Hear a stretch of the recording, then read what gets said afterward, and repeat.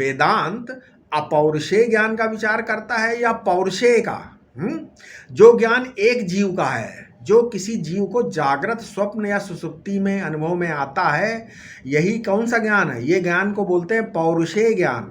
और एक ज्ञान है जो जीव का अपना स्वरूप है, जो जीव का विषय नहीं होता, वो जीवकृत या जीव भोग्य नहीं है, वो प्रत्येक पौरुषेय ज्ञान के पूर्व और उत्तर विद्यमान रहता है। ठीक है, उस अनंत अधिष्ठान से पंचभूतों की उत्पत्ति हुई, जिसमें पंचभूत का बीज है।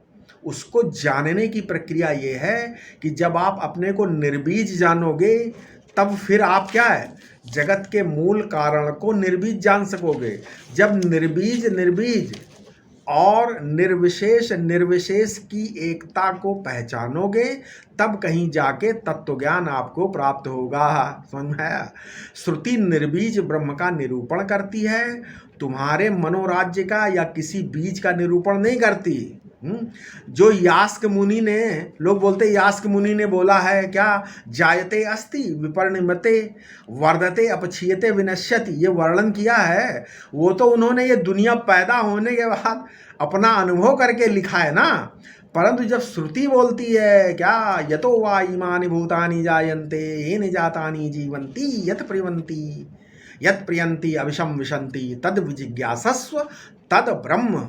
तो ये तो पांच भौतिक वस्तुओं के बारे में नहीं है, ये स्वयं पंचभूतों की उत्पत्ति स्थिति विनाश का वर्णन ब्रह्म करता है।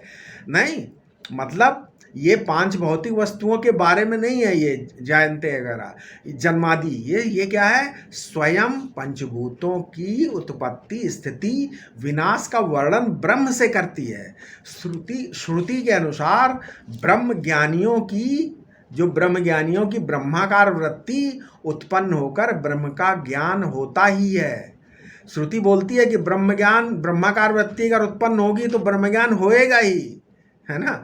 सत्य का साक्षात कराने वाली होने के कारण श्रुति क्या प्रामाण्य है।